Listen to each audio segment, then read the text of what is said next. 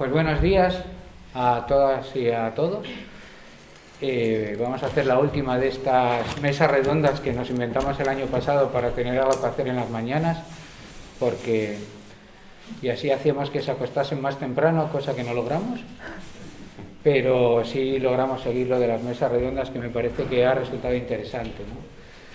Porque está bien lo de presentar al autor, su obra y todo esto, pero también nos parecía que un poco de interrelación por algunos elementos comunes que pudieran compartir, y en este caso decidimos hacer, como sabéis, este año 3. Uno era animar a los editores despistados a que supiesen que hay autores que tienen obras por ahí perdidas. En esa podría haber estado perfectamente Claudio, que tiene, lo hablábamos ahora, una novela gráfica maravillosa con uno de los guionistas más importantes de la historia del cómic escrito en lengua española, que es Carlos Ampallo, y que los editores parece que se han olvidado de él. Pero bueno, tuvimos esa charla que me pareció muy interesante, de autores diciendo, bueno, tengo esto, nadie lo ha editado aquí y tal. Y luego tuvimos ayer otra que yo creo que también fue muy históricamente entrañable y muy entretenida, que fue la de la generación más guapa, ¿no? Con dos autores que no habían estado nunca en estos 25 años en las jornadas, pero verdaderamente importantes. Pedro Arjona, que aparte de su trabajo posterior estuvo en el mítico grupo El Cubri, y Adolfo Usero, que bueno, es de sobra conocido en el mundo del cómic de esos años. Y bueno, esta que se nos ocurrió porque comentaba ahora en la rueda de prensa Matt que hay un montón de colecciones ahora en Francia que adaptan novelas. O sea, sale el bestseller y hacen la adaptación inmediatamente, ¿no? Y que a él esto lo veía de una forma no muy clara, siendo él uno de los culpables, porque había dirigido, creo que, la primera colección que se hizo en Francia de adaptación de novelas policíacas, ¿no?, francesas.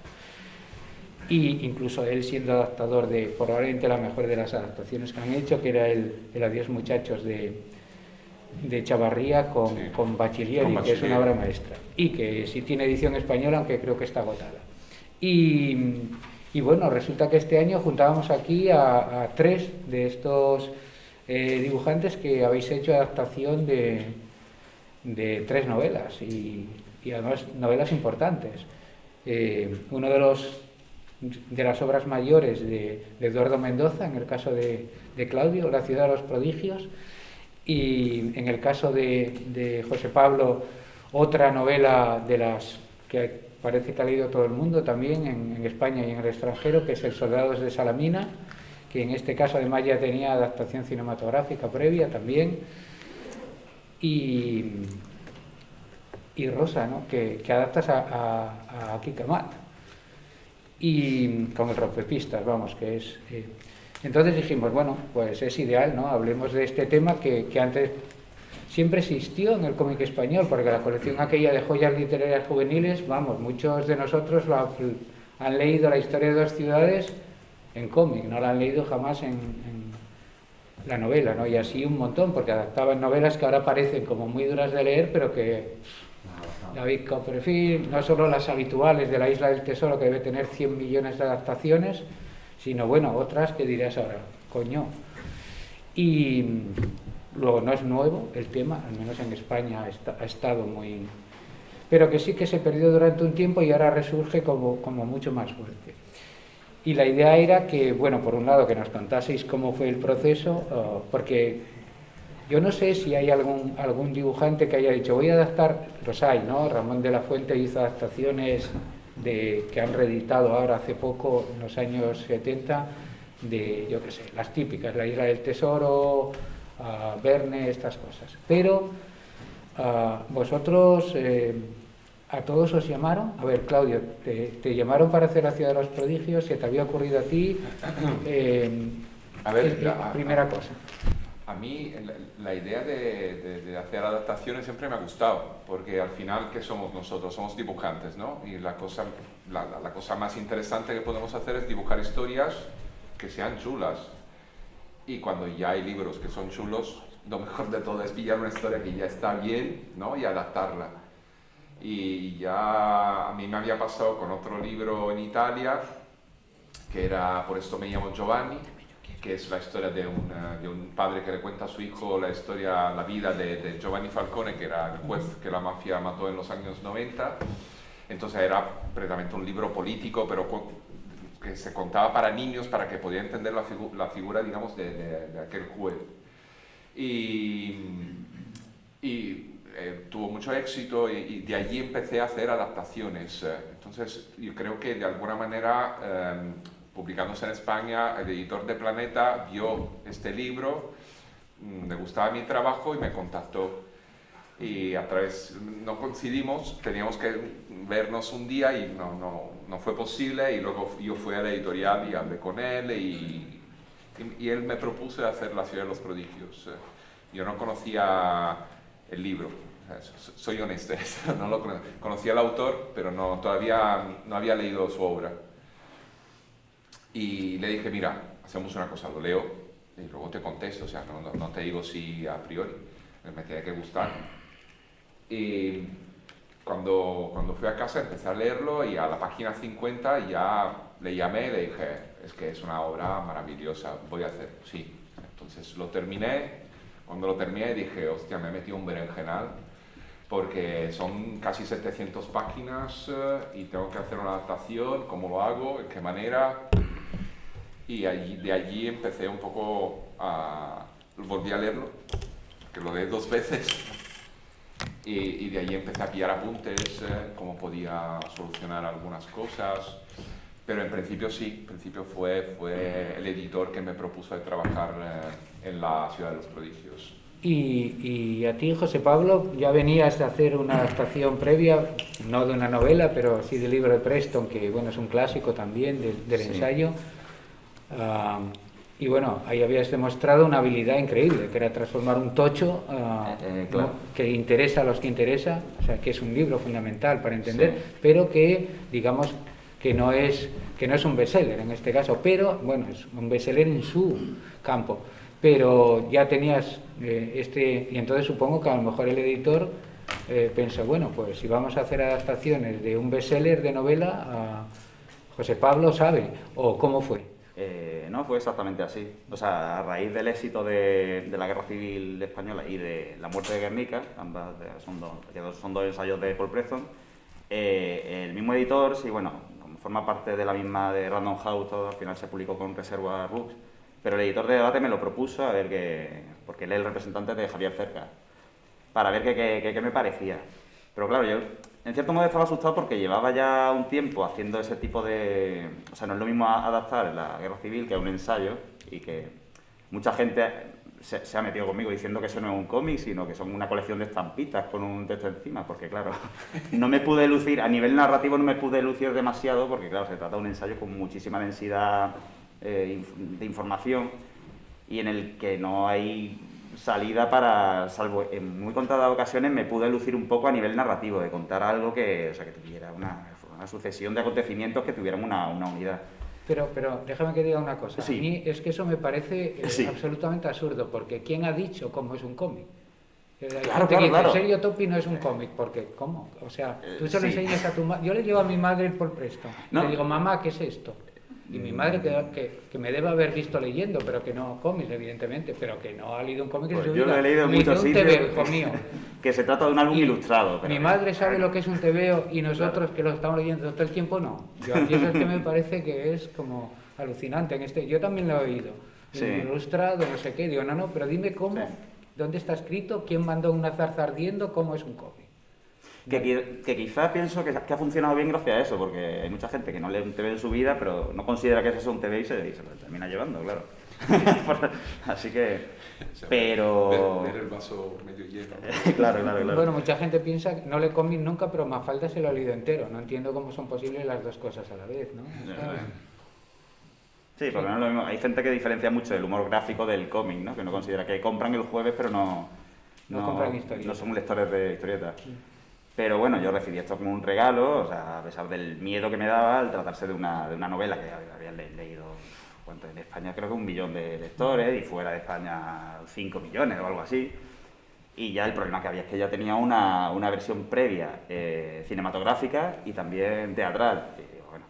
Y y claro, el tema, digo, ¿qué necesidad hay de hacer otra adaptación, no? Esta obra, pero claro, el cómic es un medio que permite, o sea, con un presupuesto cero, o sea, simplemente con la paciencia del autor, ¿no? Que se tire horas dibujando y tal, puede hacer cualquier cosa. Y realmente se le puede sacar a esa novela mucho más partido a nivel visual y narrativo en un medio como el cómic, que tiene infinitas posibilidades, que en el cinematográfico. Que David Trueba tuvo varios problemas para mantener la estructura de la novela de la misma forma. Tuvo que hacer muchos cambios por motivos obvios, claro. Para tratarse de una novela que una autoficción, ¿no? Que está basada en la realidad también, y mantener ese tono medio documental con la ficción y con los flashbacks del pasado, que en el caso de la novela está metido justo en el centro de las tres partes que hay. La segunda es toda la recreación que hace de la vida de Sánchez Mazza, del propio Cercas. En el cómic era muy fácil, con hacer un cuadernillo en medio, muy diferenciado del resto, pues se le podía sacar partido de eso. En una película hubiera sido un desastre. Y nada, bueno, y era muy atractivo en el sentido de que, al tratarse de una novela de carácter híbrido en el que combina ensayo, periodismo, bueno, autoficción, documental y tal, y todos esos saltos en el tiempo que tiene, para atrás, para adelante, con los flashbacks, en tres tiempos distintos, pues eso me permitía a mí lucirme y dar un uso narrativo del color y poder cambiar de registro, que es una cosa que me gusta mucho, por no aburrirme también. Y nada, así que acepté, vamos. ¿Y la habías leído ya? Porque Claudio dice, él no la había leído, tú habías leído Soldados de Salón. Yo confieso que no la había leído, he dicho que sí en muchas ocasiones, pero por no quedar la película sí que la había visto. Nos están grabando. Sí, ya lo sé, pero bueno, ya ha pasado. Pero nunca, luego no os Ya, preocupéis. la promoción ya acabó hace mucho tiempo. No os preocupéis porque luego nunca sale nada, siempre hubo algún problema técnico. Llevamos esperando las de otros años y jamás las hemos visto. O sea que, sí que había visto la película en un par de ocasiones y tal, y no. No hace falta que digas. Sí, bueno, las adaptaciones. Luego hablamos de adaptaciones. Y el Si caso David es amigo, o sea que no habrá problema que encontremos David Trueba. La película sí la vi en varias ocasiones, sobre todo para ver. Había cosas que no podía sacar de ningún otro sitio, como los personajes, los familiares de los amigos del bosque. Si te pones a buscar en Google cómo son físicamente, no los puedes encontrar, salvo que no sea en la película.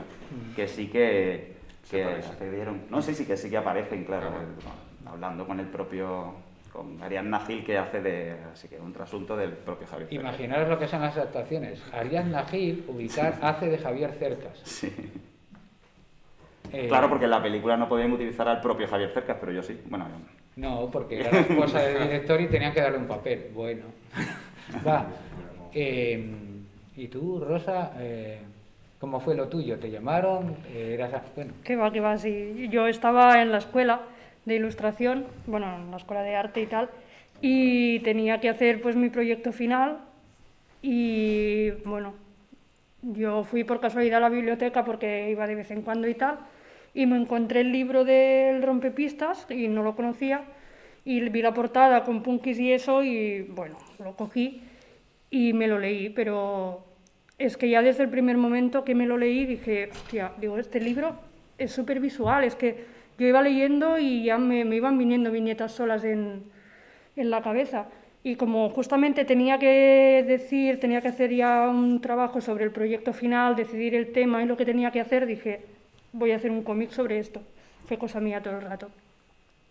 Y nada, me puse en contacto yo con Kiko Amat y le comenté, mira, que voy a hacer un trabajo, era todo súper escolar, era el proyecto final de carrera, ¿sabes? Pero él se puso súper contento, no sé qué. Y nada, hice el primer capítulo, lo entregué y los profes pues les gustó y tal, y me dijeron, esto podrías enseñarlo en las editoriales y tal, pero claro, yo estaba en la escuela, bueno, era como, sí, ¿tú quieres decir? Sí, venga, pruébalo, no sé qué. Y nada, y estuve preparando bien el dossier, no sé qué, y dije, esto es que tiene que ir a la cúpula. Era como la editorial que yo veía que podía encajar más, porque en una historia de punkis, muy así, ¿sabes? Y entonces hice como un vídeo con viñetas y tal, y con una canción de los Clash, y les moló mucho la idea. Y me dijeron, oye, pues vamos a hacer un libro de esto, un cómic de de esto. Entonces hablamos otra vez con Kiko, le dijimos, oye, que esto va en serio, que mira, qué tal, que no sé qué. Se puso súper contento y dijo, adelante. Y nada, y entonces, pues eso. Claro, yo el libro, como me gustó, es que a lo mejor me lo he leído 5 veces, porque claro, vas leyendo y tienes que ir mirando y tal, pero claro, yo lo mío fue pasión pura, porque lo elegí yo todo en todo momento, me dejaron elección. Y claro, es lo que decía él al principio, ¿no? Que yo escogí hacer la adaptación porque, claro, yo estaba en la escuela y yo no me veía capaz de hacer un cómic entero yo con un guión y tal. Yo pensaba, yo soy ilustradora, yo dibujo cosas que a mí me pasan el texto. Claro, un cómic que a mí me pasen alguna referencia porque yo no sé si sabré hacer un guión que sea bueno. Aún no estaba, hace de eso, pues yo que sé, 5 años. Y claro, entonces el hecho de hacer la adaptación, que bueno, que hacer una adaptación en realidad de un libro ya es bastante trabajo. Yo me estuve a lo mejor un año preparando todo esto, yo qué sé, porque claro, es un libro que no tiene tantas páginas como los suyos, tiene como 300 o así, pero tuve que elegir, por ejemplo, eliminar algunas tramas. Algunas tramas que, yo qué sé, que eran un poco más cortas o tal, las quité porque no podía hacer un cómic de 200.000 páginas. Y además mi manera de narrar, a mí me gusta pues hacer como que sea momentos más lentos y tal, cosas que claro, no te das cuenta y vas subiendo páginas y páginas y páginas. Y entonces pues claro, tuve que eliminar algunas escenas, algunas cosas y reorientarlo todo un poco para que quedara bien en cómic. Y claro, es absolutamente diferente, está bien lo de las mesas, porque haciendo lo mismo es absolutamente diferente. En vuestro caso, Claudio y luego José Pablo, bueno, vas a adaptar una novela, el autor está vivo, que es bastante diferente. Voy a adaptarle la novela a no sé quién, muerta hace 3 siglos, que bueno, allá, ¿no? Pero en vuestro caso, el autor está ahí. En principio la editorial te lo propone, das por supuesto que el autor está de acuerdo en que se haga, si no, no se haría, y entonces lo normal es ir a hablar con él, es decir, oye, y este hombre es como en el cine, te compramos la novela, ¿vas a participar en el guión? No quiero saber nada, dame el dinero y salgo corriendo. Y si es posible, cambiarle el título, lo que dicen algunos, para que nadie, cuando hagáis una mierda, nadie piense que mi novela lo es, ¿no? Que es una posibilidad, o la contraria. En vuestro caso podíais ir a hablar con 2 monstruos de la literatura española por motivos diferentes. En el caso de Eduardo Mendoza es una referencia total y absoluta desde La verdad sobre el caso Savolta ya por los años 74 o por ahí, 75. Claro, y es Eduardo Mendoza, esto impone un poco, ¿no? Entonces, ¿cómo es, Claudio? Tú no supiste nada de él, tuviste que ir a hablar con él, ¿y él qué te dijo? A ver, digamos, de mi parte había la cosa que no tenía muy claro, o sea, la importancia de Eduardo Mendoza. Entonces fue un poco así como, venga, ¿qué tal? ¿Cómo estás? Pero luego me di cuenta de la importancia de lo que me dijeron, es como un Andrea Camilleri, ¿no? Español. Dije, joder, espera, bajo humos. Y le escribí un mail un poco como maestro supremo del mundo mundial y estuvimos allí charlando. O sea, no llegamos a coincidir porque él no vive en Barcelona. Él es de Barcelona, es catalán, pero vive en Inglaterra, creo en Londres. Depende, vive en sitios. Sí, es que va viajando. Y teníamos que vernos, teníamos que coincidir para la presentación el día de San Jordi, pero pasó lo que pasó, lo sabemos todo, y no se pudo hacer. Pero sí que hemos tenido, digamos, contactos por mails a través de las editoriales. Y él me ayudó en la primera parte de los estudios de personajes. A él le gustó la idea de que se lo hiciera. A él le encantó la idea de que se pudiera hacer una adaptación en cómic. Él no es un cultor del cómic, pero sí que era lector cuando era chaval. Incluso vi un especial sobre él, donde en la parte inicial él habla de los cómics, él habla de los tebeos, de lo que era leer tebeos cuando era pequeño y tal. Y yo había hecho algunos estudios del personaje, de cómo yo lo imaginaba, Y él me dijo, no, es que Onofre es un tío bajito, moreno de piel, flaquito, que yo le había hecho cacha, alto, o sea, guapo, bueno, como yo, ¿no? O sea, que era... Y el tío me dijo, no, es que tiene que ser bajito, es mala leche, o sea, un tío de mala leche. Entonces me recordé un chaval que era de mi barrio y dije, hostia, esto podría ser... y empecé a dibujar, de ahí empezó. O sea, empecé a dibujar este personaje, se lo enseñé, él me pasó algunas informaciones más. Por ejemplo, él está convencido que el director de Peaky Blinders leyó su libro, de la serie Peaky Blinders, porque de alguna manera hay muchas similitudes, hay muchos paralelismos con la historia. Tommy Shelby, que de la nada se convierte en uno de los más importantes de Birmingham y tal. Y entonces me dijo, mírate la serie porque te puede ayudar. Y claro, con la vestuaria, la ropa, la gorra, que también, si miramos fotos de la época, eran prácticamente las que se utilizaban también en Italia y en Francia y en España.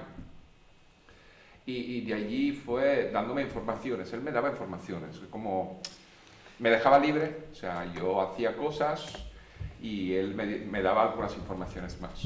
Pero solo fue sobre esto. Luego me dijo, he visto tu trabajo y me gusta y confío en ti. O sea, intenta lucir cuanto más puedas con tus páginas. Ya está. Entonces seguí trabajando hasta el final, no le enseñé nada. O sea, hasta las últimas páginas que terminé, no le había enseñado nada. Y cuando terminé el trabajo, el editor le pasó el PDF y me envió una bonita carta, donde le había gustado, había captado la atmósfera del libro, me agradecía de eso, le gustaba mucho cómo había representado a Delfina. Le cambió un poco el final, en el sentido que el final es diferente de cómo es el libro termina de una manera, yo he parado un poquito antes, porque creía que era importante que se terminara allí la historia y no como la terminaba él en el libro. Hice adaptaciones, porque claro, es como decía, o sea, es una adaptación, o sea, no puedes pillar el texto y llevarlo allí en la página, tienes que adaptar. Entonces cambié cosas, cambié textos, diálogos, corté partes. Como contaba ayer en el libro, Mendoza es un genio porque consigue mezclar dos géneros que es muy difícil que puedan coincidir entre ellos, que es el género negro y el irónico, la ironía de Mendoza, ¿no? Y cuando las mezclas puede resultar grotesco, y el grotesco, si no lo sabes manejar bien, es un arma de doble hilo. Entonces yo decidí quitar la parte irónica y mantenerme en el género negro. Y esto creo que le daba más fuerza a la historia. Y esto también le gustó. Entonces, luego, claro, tienes que hacer malabares. En una adaptación no es, pillo el texto, lo pongo. Es adaptar, que es otra cosa. No es, te llega el guión y dice, ¿qué dice aquí el guionista? Primer plano del personaje caminando por el parque. Vale, perfecto. No. Es un señor que estaba caminando en el parque, va, y luego allí tú tienes que captar la atmósfera, igual necesitas incluso una página entera y no solo una viñeta. Igual te das cuenta que allí no hay texto en el libro porque el personaje está pensando, pero no quieres poner una caja de texto, entonces te lo tienes que inventar de otra manera. Yo, por ejemplo, en el libro no puse ninguna onomatopeya. O sea, desde el principio dije, no quiero poner onomatopeyas, ni BAM, ni STAM, ni SBLUM, ni nada. Incluso hay un momento de una matanza, ¿no? con mitras, con Kalashnikov, y debería haber habido un ratatatatatatatata, que no lo puse, no quería ponerlo. O sea, me di como unas normas. Bueno. No, es que yo puse un ratatatatata con el fusilamiento de Sánchez Mazas y me estás dejando un poco en mal lugar. No, pero que yo sí he hecho muy eso. Muy mal. Bueno, yo en mi caso, con Cerca, o sea, yo ya sabía que él se desentendía un poco de las adaptaciones que se hicieran sobre su obra, ¿no? En el caso de la película no entró en ninguna valoración bueno, su amistad con David Trueba creo que vino después de la película, pero él considera que una adaptación de su obra no es su obra, o sea, que ni la va a estropear, y menos un libro como Soldado de Salamina que han leído millones de lectores, y o sea, que las ventas que pueda tener mi cómic van a ser ridículas siempre, en cualquier caso, y no van a afectar en absoluto a la imagen que ya tiene la gente, el público de esa obra. Lo que bueno, en ningún momento contacté con él para hacerle ninguna consulta ni nada, porque ya sabiendo eso, digo, bueno, voy a tener libertad absoluta y no... Pero sí estaba muy preocupado claro, siendo él el protagonista de la historia, un personaje, bueno, que es un trasunto de Cercas, porque realmente sus circunstancias personales son muy distintas en la novela y en una ficción, que sus circunstancias personales en el momento que se cuenta la historia, que es 1994 o así. Pero claro, tenía que crear un personaje que fuera un Javier Cercas, así que claro, que lo tuve que sintetizar un poco, lo quería dejar en lo mínimo, claro, que fuese casi un emoji, ¿no? Así que tuviera muy poca expresividad, sobre todo porque lo tenía que dibujar 40.000 veces, y yo tengo una dificultad muy grande para mantener el mismo aspecto de un personaje a lo largo de 150 páginas, bueno, no sé, me cuesta mucho. Y eso ha sido la mayor dificultad que he tenido yo en todo el cómic, porque el tema de la documentación, bueno, con eso disfruto bastante, y el tema de dibujar así fondos y tal, yo no tengo ningún problema, pero la caracterización de los personajes me cuesta un montón. Y ahí sí que tuve ya el mayor problema y me daba mucha vergüenza que él no se gustase, porque eso sí, cuando ya di con el personaje definitivo, sí se lo envié a la editorial para que se le enseñasen y no se llevase el susto, o sea, una vez acabada la obra. Para la caracterización del resto de personajes, claro, como muchos son reales, pues sí que me ocurría lo mismo. En el caso de Bolaño no, porque ya no está entre nosotros. En el caso de Conchi no está basado en ningún personaje real, pero sí, porque una vez publicada la obra de Soldado de Salamina, en ese momento una tal, no me acuerdo ahora cómo se llamaba, una vidente que trabajaba en un canal local de Gerona, denunció a Cercas, porque estaba convencida de que el personaje de Conchi estaba inspirado claramente en ella. Entonces quiso sacarle, no sé, una barbaridad de, no sé, 600.000 euros, no sé, un disparate, ¿no? Y curiosamente, esa misma señora fue la hija de Dalí. Sabía que era ella. Era Digo, ella, ¿no? seguro que es la que Claro. dijo que era hija de Dalí. Es que consiguió que sumaran a Dalí y le quitaran un pelo del bigote. Pero que no es su hija, que esta mujer no está bien. No, esa mujer no está bien, pero que se parece mucho a Dalí. Es Y genial, yo creo ¿no? que sí que tenía razón, porque el personaje era ella, o sea, y digo, hay tantas coincidencias. Entonces, no. cuando yo estaba buscando documentación para No te hacer, olvides que estás grabado, ¿eh? para hacer el personaje de Conchi, digo, pues mira, voy a darle una alegría a esta señora y voy a que el personaje de Conchi sea claramente ella, pero Genial. me costaba nada. Al final me inspiré en una concursante de Gran Hermano VIP. No, tratándose del alivio cómico, digo, tenía que ser un personaje que fuese así choni, pero medio agradable, porque salía a lo largo de muchas páginas.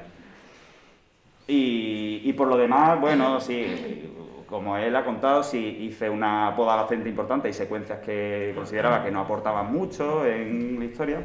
Hay muchísimas llamadas de teléfono que digo, ¿esto cómo lo voy a resolver? Y entonces citaba a los personajes para que pasearan o lo que fuera, porque no hay nada más aburrido en un cómic que varias páginas de gente hablando por teléfono y tal. Mucho monólogo interior. Sí, había cosas que claramente en un medio como el cómic no resultan, sí, pueden reflejar de la misma forma. Y quería contar algo y ya no me acuerdo. Bueno, también ocurrió una cosa durante el proceso. Yo me fui a vivir a Madrid y vivía justo enfrente de la librería Alberti.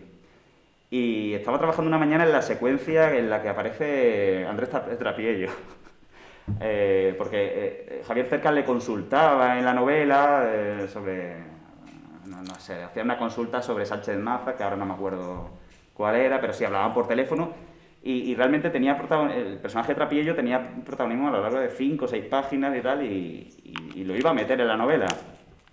Pero da la casualidad que ese mismo día pasé por la librería Alberti y él estaba allí en una presentación como asistente y tal, y entonces me acerqué a él y digo, joder, Andrés, bueno, encantado de conocerte y tal, y digo, que sepas que llevo toda la mañana dándole vuelta a tu personaje, porque estoy adaptando Soldado de Salamina y te iba a meter a ti como personaje. Y dice, bueno, tú haz lo que quieras, pero si yo te agradecería mucho si puedo no aparecer en la novela, mejor, no sé qué, ¿eh? Porque me da muchísima pereza. Digo, bueno, tú no tienes tampoco que hacer ningún esfuerzo, soy yo el que te va a dibujar.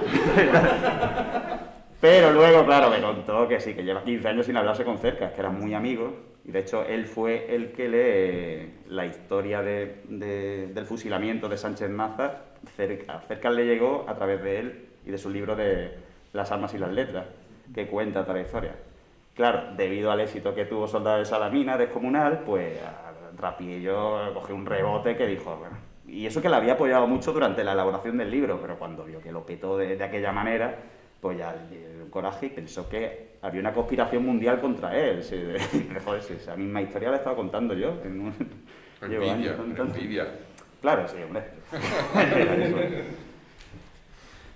¿Y en tu caso? Pues- Bueno, claro, tú haces al revés, tú ya fuiste a... Claro, yo fui a hablar bueno, yo le escribí a Kiko y desde el minuto cero él me dijo, mira, yo he escrito este libro y tú serás la autora de este cómic, así que no voy a decirte nada. Quiero decir que él me dejó total libertad. Solo, mira, recuerdo un cambio que me hizo hacer, que me dijo, por favor, porque en la historia se habla mucho del deporte, ¿no? Porque, claro, él en el libro no lo menciona en ningún momento, pero él es de Sant Boi y ahí pues el rugby es como súper importante en el pueblo. Lo que pasa es que, claro, como yo tampoco lo menciono en ningún momento qué pueblo es ni nada, pues pues hice una estatua que sale en la historia y tal, y salía un deportista con una pelota de fútbol. Y claro, me dijo, por favor, si puedes cambiar la pelota y que sea de rugby, y yo, claro, hombre. Fue el único cambio que me dijo, es que es como tal, no se menciona, pero está claro que todos los jugadores de deporte que salen en la historia están mazadísimos porque juegan a rugby y tal. Pero, claro, yo, aparte de eso, como me dio total libertad, yo la historia realmente es la que es, no la cambié alguna cosa pues del final, alguna cosa así para adaptarla bien al cómic, que bueno, que recuerdo que tenía libretas llenas de... Tenía el libro al final ya todo como subrayado en lápiz, cosas de descripciones que usaba, pero, por ejemplo, claro, es muy descriptivo, ¿no?, el libro, y yo más o menos pues sí que le hice caso, pero, por ejemplo, yo que sé, Rompepistas, su cara y eso está basado en mi hermano, por ejemplo, porque es una cosa muy graciosa de toda mi vida, que cuando dibujo chicos, todo el mundo, la gente que me conoce me dice, ¿este es tu hermano? Y yo, no, sí, es tu hermano. Y no sé, se ve que le tengo la cabeza siempre, o no sé qué pasa, o es que, no sé si es que tendemos a dibujarnos... Claro, mi hermano es yo en hombre, realmente, nos parecemos bastante y es como yo en tío. Y no sé, y entonces cogí y dije, pues ahora va a ser él de verdad. Y si veis las primeras páginas en que sale Rompepistas de adulto, es mi hermano. Y el de joven, claro, mi hermano no va con el pelo teñido y de punta, pero me basé en él. Y el bar que sale en la historia, que es el Provi, pues me basé en el bar de mi pueblo, que vamos siempre. Y bueno, fueron esos pequeños detalles para hacerme lo mío, para que la gente de mi pueblo, pues cuando lo vea diga, ostras, pero si esto es Calmín, pero que es que es totalmente igual. Además, yo, por ejemplo, tardé 5 años en hacer el cómic, y una de las razones por las que tardé, claro, yo era súper novata, a mí no me conocía nadie, yo no vivía del cómic. Y entonces yo estuve trabajando 2 años en el bar del centro social de ahí de mi pueblo. Y claro, me ocupaba pues todo el día. Pero me iba muy bien para ir mirando, no sé qué, iba haciendo esbozos y pensaba, digo, es que esto va a ser el bar. Es que va a ser el bar porque, como es un pueblo, ahora sí que lo han reformado, pero si lo vierais es que era un bar de pueblo que seguramente entraríais y os quedaríais así, porque, bueno, pues era bastante antiguo, la barra era como de los años 60, era roja y azul y con, bueno, muy de pueblo que le quedaba muy bien al Provi.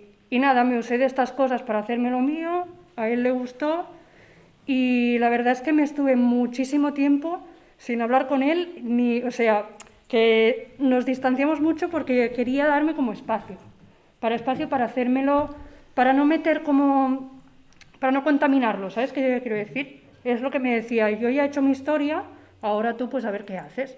Y nada, pues de vez en cuando sé que le pasaba algunas páginas, le molaron mucho y tal, y ya está. Y realmente no nos conocimos en persona hasta que hicimos la presentación, que nos fuimos de hacer birras y todo y fue genial. Pero intentamos tener pues como comunicación, pero en plan de no quiero contaminarte. Y estuvo bien, creo que fue un acierto. Sí, a mí a veces cuando pasa eso, lo que me parece es que es un poco, a veces también como por vagancia, ¿no? En el sentido del autor, en el sentido de decir, es como cuando te dicen, te hacen un encargo de algo, diseño gráfico, no, tú haz lo que quieras. Entonces, eso a mí me aterra, porque lo que me pasa siempre... Tengo que reconocer que fue más cosa mía que de él. Porque yo también soy como muy cabasuda, que se dice en catalán, ¿sabes? Yo era en plan, yo le decía, claro, mi editor Emilio me decía, ya estás hablando con Kiko, yo, bueno, espera, que quiero no sé qué, tal, porque a veces repito muchas escenas, me costaba mucho estar contenta con algunas cosas, cambiaba muchas páginas y tal, y hasta que no estaba ya todo muy claro no le quería pasar nada, quiero decir que era bastante cosa mía de decir, espérate, cuando esté ya todo más guay, ya se lo iré pasando, que yo quería que él, cuando viera las páginas, dijera, hostia, qué guay, ¿sabes? Porque, claro, la primera vez que hablamos, yo era una chica que estaba saliendo de la escuela de arte. Yo quería, como mi pequeño orgullo, quería que me tomara en serio, que dijera, oye, que ahora me han cogido en una editorial, que no es el trabajo de fin de curso, ¿sabes? Que quiero hacerlo bien y por eso quería esperarme a ver si eso estaba yendo bien y estaba quedando bien. Sí, lo decía más por el caso de Claudio y de José Pablo, en el sentido que eso, te hacen un encargo de todo lo que quieras. Eso es un drama, porque cuando lleves lo que tú has querido te vas a decir, pero no era eso, y entonces es mejor que hazme esto y no te No le puedes echar la culpa a nadie, claro. ¿no? Todo recae sobre ti y claro. Todas las dudas y tal. Claro. Sí, Por otro lado, pues se desentiende, ¿no? Que es la lógica, es como, no, tu guionista te aprieta mucho, no, me mandan, nunca lo vi, me mandan un papel y yo lo hago, claro, y el guionista y luego dice, vaya mierda de adaptación. No, un poco eso, ¿no? Por un lado. ¿Notasteis, por lo que contáis, no, pero que me parece interesante el hecho de que autores de ese nivel y como en tu caso, cuando le vas a decir, voy a hacer un TVO de tu obra, que es lo que pensarán, un cómic, pensarán una novela gráfica y esto, ¿no? Pero que no tienen el rechazo que podías imaginar en generaciones de autores anteriores. No es el caso de La ciudad de los prodigios, porque bueno, él ya tiene una edad, ¿no? Pero sí, en esa generación te hubieran dicho, a mí no me estropeéis, no hagáis esto, mucha gente, ¿no? Y que yo creo que es bastante estimulante el hecho de que toda una generación de escritores muy prestigiosos, narrativos o menos narrativos o tal, estén súper encantados con que haya gente que se ocupe en el cómic, ¿no? Pues es el cine ya supone mucho dinero y fama y esto, de trabajarlos, ¿no? ¿Notasteis, evidentemente no notasteis rechazos, sino lo contrario? Esto os estimularía, ¿no? Por parte del escritor. Del escritor.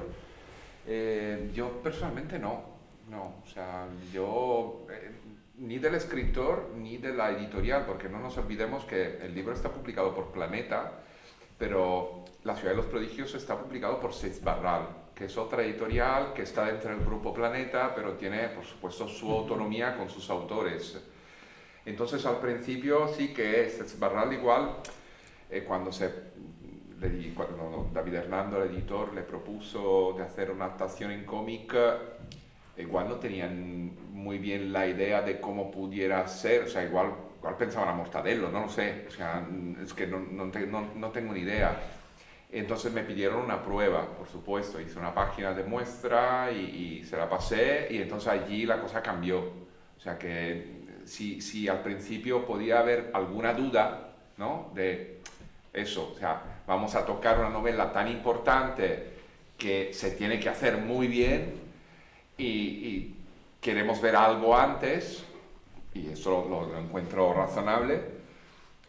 Cuando le presentamos las dos páginas, ¿no? Dos páginas de prueba, la editorial estaba súper encantada, Seix Barral, la editora y la gente también de Mendoza estaban muy contentos. No nos olvidemos que Planeta ya había publicado anteriormente otra adaptación que era Intemperie, de Javi Rey, y entonces ya tenían de alguna manera una referencia. pero yo tengo, digamos, un estilo gráfico que es un pelín más realista, entonces creo que ellos veían el trabajo de Javi, digamos, un estilo, una caracterización que va más hacia el irónico, entre comillas, el grotesco, entre comillas. Más expresionista. Expresionista, exacto. El mío va más al realismo y creo que es lo que buscaban, porque claro, el libro es muy denso de informaciones sobre la Barcelona de aquella época y fue una brutal búsqueda de documentación que en algún caso ha sido muy difícil encontrarlas. Por ejemplo, no existen fotos, o hay creo 2 fotos de la Exposición Universal de 1888 y grabados, nada más. Entonces había sido complicado. Pero no, realmente yo creo que aceptaron la idea, o sea, Planeta aceptó la idea con mucho gusto y Sets Barral sí, también. Y Mendoza, por lo que me dicen, también. En el caso de Cercas es evidente que sí, porque él se desentiende de... Él se desentiende. La idea fue de Claudio López, la idea de hacer una adaptación al cómic de Soldado de Salamina. Y luego, claro, murió, como sabréis, y pasó a ser, el representante de Cercas pasó a ser mi editor en debate, Miguel Aguilar. Y sí que ya, yo creo que ya él le propuso ya a mí como... Le pasó la guerra civil, le gustó y tal, y sí, y ya me propusieron a mí como autor. Luego, una vez publicado, sí, bueno, él la leyó y le gustó, dijo, me hubiera gustado aparecer más sexy o algo así, pero bueno. El caso es que sí, ¿no? Que quedó encantado, vamos, me dio las gracias, no sé qué, y nos conocimos, o sea, realmente el primer contacto que tuvimos fue en el Salón de Cómics de Barcelona, ya presentando la obra, o sea que no tuvimos mucho contacto previo, ni a través de un programa de radio, ni nada de eso.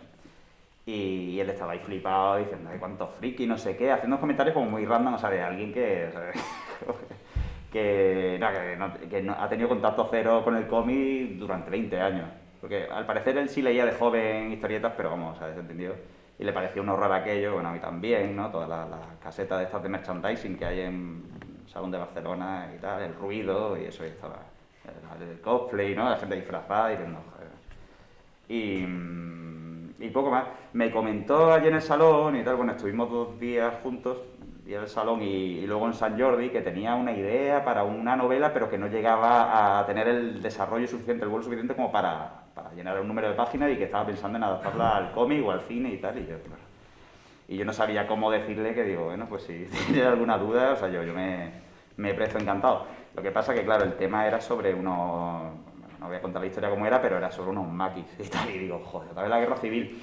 Que me parece muy bien, pero ya si estoy encasillado ya sería ya meterme de lleno ya en la... Pero nada, pero tenía esa idea ahí en mente también de ¿no? Como la experiencia le había gustado el cómic, pues seguir en ella y tal. A mí me gustó lo que dijo en la mesa redonda aquella de que cuando dijo, pero te metiste mucho, alguien que le preguntó del público con el pobre muchacho, ahí lo tuviste acogotado y dijo, a ver, dijo, eso sí, yo no me importó una noche que me llamó Prueba y me dijo, oye, que tu personaje sí va a cambiar. Claro. Dijo, no, cambié de actor. Dice, no, que va a ser una mujer. Y dijo, vale. Dice, si a mí me pasa esto, yo para qué me voy a meter. Esa idea que tiene él de todo este tema, ¿no? Que es, bueno, él hizo la obra, a mí me parece que es la posición, ¿no? Yo hice la obra, mi obra es esta, perfecto, a trabajar sobre ello. Pero luego están los editores, supongo, que están ahí todo el tiempo vigilando, que lo que comentaba Claudio, ¿no? ¿Qué diablos estás haciendo? A ver si... Que en tu caso, claro, no fue, porque Emilio supongo no te estaría diciendo, ay, estás desbaratando la mente y el mundo creativo de Amat y no sé qué, claro, diría, tira, ¿no? Es ¿Qué que te decía? me lo dejaron tan fácil todo.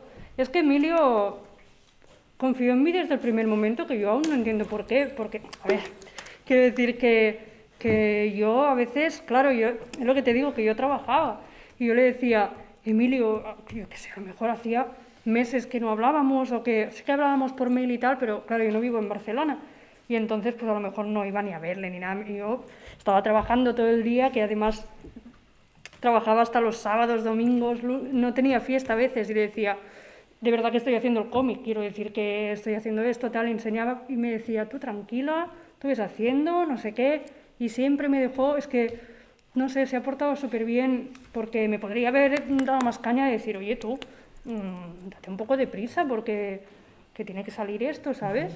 Y no, él siempre confió, yo le iba pasando las páginas y él pues sí, le pareció bien todo.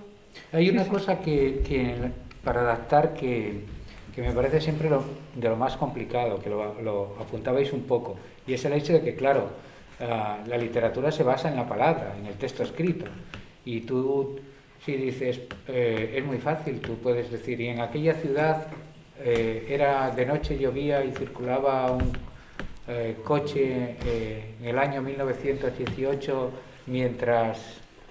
Pero claro, cuando vas a dibujar eso necesitas... Escrito es fácil, ¿no? Es Cuenca 1925, ya está. Pero eso en cómic no es. Tienes que hacer Cuenca, que sea reconocible. Si es París es fácil, pones la Torre Eiffel y ya es París. Y tal, pero es todo un hecho de creación. Los escritores, y yo me veo, como sabéis, obligado a leer montones de novelas todos los años por trabajo, tienen tendencia, casi todos, la acción se desarrolla básicamente en diálogos, y cuando quieren parar, cuentan, ¿no? Diálogo, ¡buah! Un rollo de texto, para frenar la acción, crear intriga, crear lo que sea, ¿no? Atmósfera, tal descripción, describen, hablan, describen.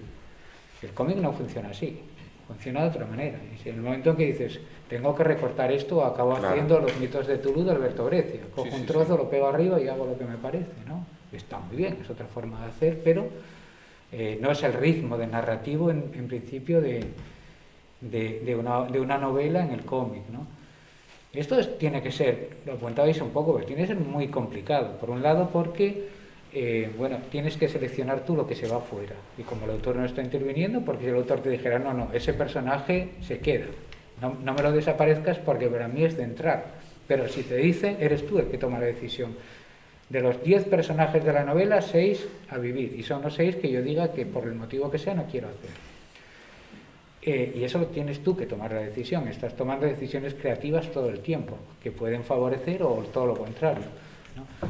Y en ese punto tiene, y el punto de vista, el escritor puede adaptar un punto de vista que en el cómic no puedes hacer, porque no funciona así. Este lenguaje tiene otros códigos, ¿no? Toda esa parte, que es una parte súper laboriosa, que supongo que se habrá comido el coco un montón de veces, o pongo el texto de apoyo o no, porque para que el cómic vaya rápido necesita textos de apoyo, si no se lentifica. Si tenemos que contar esto sin texto de apoyo y decir dónde estábamos, entonces tú tomas la decisión. Y en ese momento creativo, ¿cómo os sentís? A ver si sois capaces de contarnos cuál es el drama de... Mira, yo cuando hago una adaptación marco 2 puntos. Una son las paréntesis y una las llamo las jorobas. Las paréntesis son cuando, por ejemplo, en el libro de Mendoza hay un momento en que un personaje saca una pistola y es una pistola pequeña, entonces la podía guardar bien en el bolsillo, la saca y desde esta pistola, Mendoza empieza a contar una historia de esta pistola, que habían solo 2, que una de ellas era de la reina tal, y empieza a contar la historia esta. Entonces para mí esta es una paréntesis. Y al ser una paréntesis es muy interesante leerla en un libro, pero si en el momento tópico de la historia, visivamente, te estoy contando un momento en que 2 tíos están apuntándose con una pistola y de repente giras la página y se ve la princesa Elisabetta que tenía la pistola tal, el lector dice, ¿qué coño está pasando? ¿No? Entonces la paréntesis, estos tipos de paréntesis, yo decido eliminarlas, pero las elimino con un punto de interrogación, porque puede que en algún momento puedo añadirlas en otras partes, o en una frase, o en un diálogo, o en una caja de texto. Entonces manteniendo la paréntesis, pero adaptándola en otra manera. Y luego están las jorobas. O sea, las jorobas son cuando por ejemplo, hay un personaje que es interesante dentro de la historia, entonces le da forma, ¿no? Forma en aquella parte narrativa, pero si tú las quitas, en lugar de tener un dromedario, tienes un camello, que es igual. O sea, es un animal que se parece. Entonces, no estás quitando algo fundamental de la historia. Estás quitando algo que puede ser interesante mantenerlo, pero si lo cambias, si lo quitas, y entonces quitándolo tienes que adaptarlo, modificándolo, entonces puede funcionar de alguna manera al mismo tiempo. Entonces allí tienes que tener cuidado, porque este personaje vuelve a aparecer, no, vale, entonces lo podemos quitar, pero si lo quitamos, ¿qué estamos quitando la historia? Estamos quitando algo importante a nivel conceptual, a nivel narrativo, puede que sí, vamos a analizar cuál es. Entonces, todas estas partes luego te las tienes que escribir aparte, porque son momentos que en la narración tú estás diciendo de quitar o de modificar y tienes que adaptarlo de una manera que, de todas formas, como decía antes, o en un diálogo, o en un momento, o en un flashback, o en una acción, tiene que verse. ¿Vale? Entonces, es difícil cuando son muchas páginas. Cuando son muchas páginas, sí, si es la obra teatral de Ibsen, que son 100 páginas, es bastante fácil, diálogos teatrales y ya está. Pero cuando es un libro con muchos personajes, con una evolución del personaje durante toda la historia, allí puede ser más complicado. Cuando hice, por ejemplo, la segunda lectura del libro, noté que había partes que me había olvidado totalmente. Dije, hostia, esta parte, ¿por qué no la recuerdo?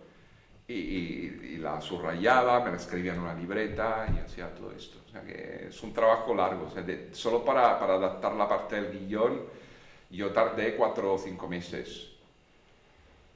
Mientras tanto hacía estudio de personajes, buscaba documentación y todo esto.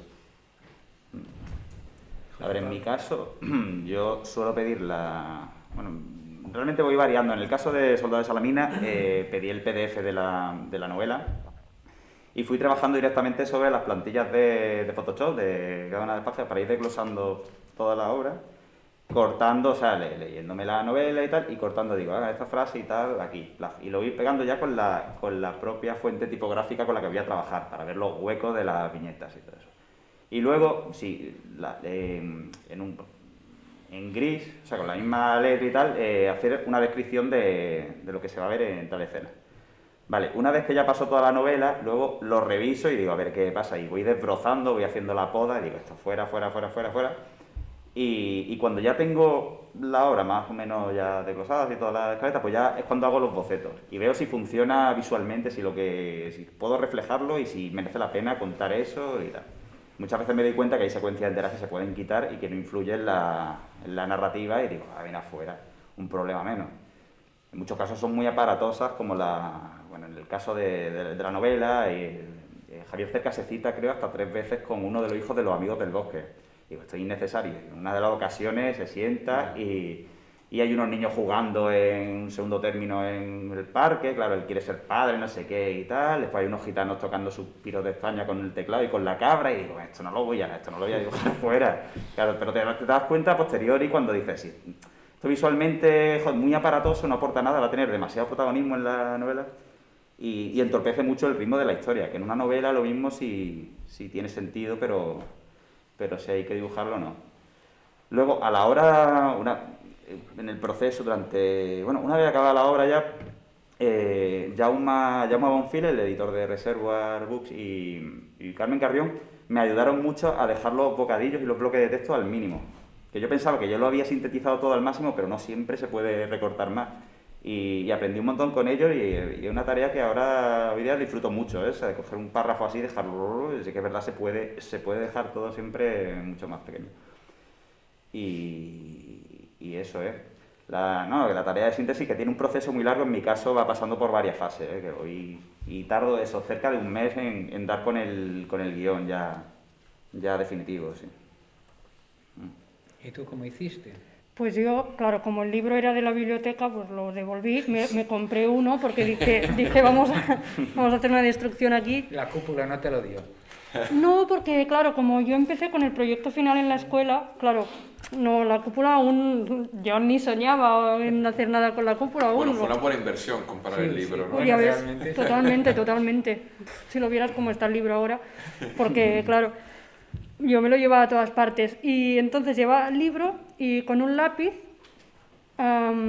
separaba descripciones de acción y conversaciones, porque en el cómic pues hay muchas conversaciones y muchos, o sea, la voz, digamos, es el pensamiento todo el rato del protagonista, del rompepistas. Y eso para mí fue muy fácil porque entonces yo ya tenía la voz, era como, vale, voy a hacer al rompepistas los pensamientos que sean pues recuadros.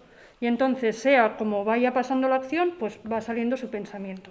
Entonces, una vez has quitado la descripción, a lo mejor está una página de descripción del bar. Una vez yo ya tenía el bar diseñado, tachaba.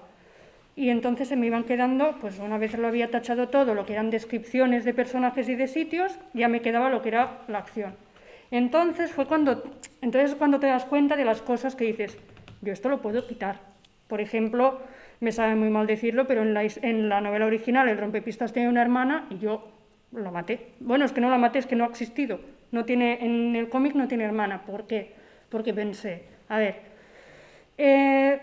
la historia de la niña es una niña, pero que realmente sale como en 2 o 3 escenas solo y es como que no tiene, si la quitas no pasa nada. Y claro, pensé, ponte a diseñar una niña, su habitación de niña de los años 80, tal, no sé qué, no, la quité, básicamente. Y después hay otra escena que salen todos en una piscina y que tampoco realmente era nada que dijeras, oye, yo si quito esta escena, todo continúa perfecto, entonces las quité. Y vale, entonces pues cuando cogía una libreta iba pues escribiendo otra vez, era como si tuviera que volver a escribir. Para mí a veces es como muy masoquista lo que hago, pero me gusta escribir y entonces es como que me meto como tomando apuntes todo el rato de lo que iba pasando y ponía diálogos y hacía como un recuadro con los diálogos. Entonces, entre escena y escena, lo que hacía era, como eran pensamientos del protagonista, pues lo hacía andando por la calle.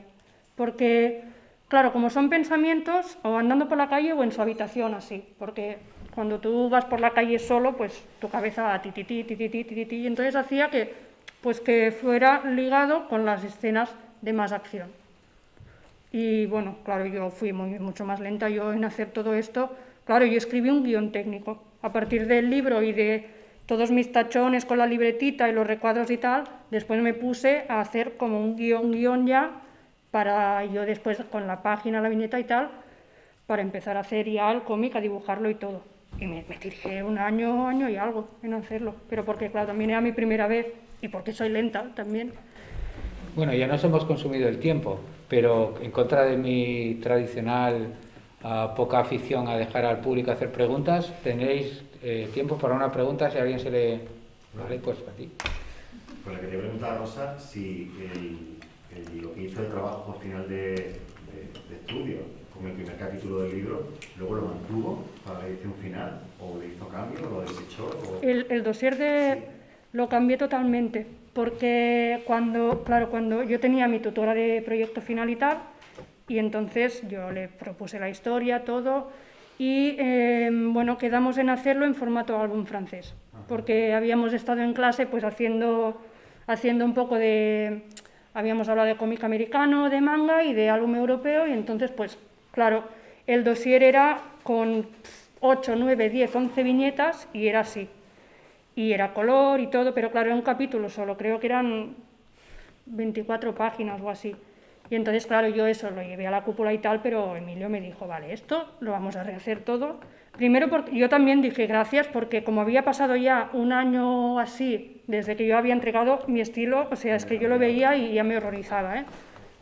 Y entonces, claro, me dijo, esto lo vamos a adaptar a formato novela gráfica y vamos a meterle menos viñetas, porque yo metía muchas, o sea, con el tamaño como yo trabajo en digital, metía como muchas viñetas y muchos detalles y también era como me decía, tienes que poner menos viñetas si quieres detallar tanto. Y entonces, pues sí, estuvimos un tiempo viendo a ver el formato y cómo lo hacíamos. No tiene nada que ver con de hecho, si lo vierais diríais, oh. Sí, sí. Bueno, pues ya para terminar, ¿Os dijeron el número de páginas en lo que lo teníais que adaptar alguna vez los editores? Dijeron, esto tiene que tener tantas. A ver, en mi caso, Emilio, cada vez que veía que se iban alargando porque iba añadiendo páginas, se asustaba bastante. Me decía, madre mía, madre mía. Pero no, en ningún momento me dijo, oye, hasta aquí. Pero sí que yo era consciente de que no podía tener 300 páginas mi cómic. ¿Y a vosotros? ¿Teníais en este sentido alguna directriz? No, más que nada me la puse yo, o sea que no quería ir más allá de... En principio tenían que ser 180 páginas, luego se convirtieron en casi 200 y luego al final fueron 220, pero dije, ya está, o sea que no puedes añadir nada más porque ya es suficiente.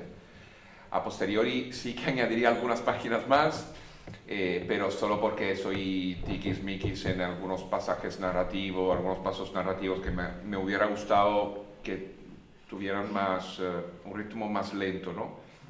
Ahora, por ejemplo, estoy haciendo otra adaptación y estoy utilizando un ritmo más lento. O sea, en principio, cuando tú adaptas un libro, tienes que contar que cada 2 páginas de libro tienes que hacer una página de cómic. Esto es más o menos el porcentaje. Puede variar, puede ser que sean 3 páginas de libro, 1 página de cómic. En mi caso, en este momento, estoy a página 86 del libro y a página 100 del cómic. O sea que me he pasado. Pero es el ritmo que necesito. Bueno, yo en mi caso, al tratarse de una novela muy breve, porque las ediciones de Sola de Salamina de promedio suelen tener 180, 190 páginas, no llegan a las 200, pues yo me propuse que no superara el número de páginas de la novela y dejarlo lo mínimo, pero claro, hay tanta información, sobre todo en la parte de Sánchez Mazas, ¿no? La reconstrucción de su peripecia durante la Guerra Civil y tal, con tantos datos y tantas cosas que no pude dejarlo en menos, ¿no? Pero yo intenté reducirlo al más. Y no recuerdo que me impusieran ningún número de páginas, lo mismo sí, pero no... Que en otros casos sí me han dicho un número de páginas y lo he tenido que clavar, y normalmente sí me cuadra ahí, pero sí. Me suena que sí, pero no estoy muy seguro. Bueno, pues hasta aquí la última de las mesas redondas estas que nos inventamos con títulos que vete tú a saber por qué. Y bueno, daros las gracias nuevamente por haber venido en este año tan extraño y que, bueno, con la próxima volveréis seguramente, ¿no? Y en algunos casos, en algunos no. Es la primera vez, siempre vuelven. Por ejemplo, el Claudio, aquí siempre se vuelve al lugar del crimen, aquí eso es seguro. Y bueno, darles las gracias en la forma que acostumbramos, que es con un fuerte aplauso.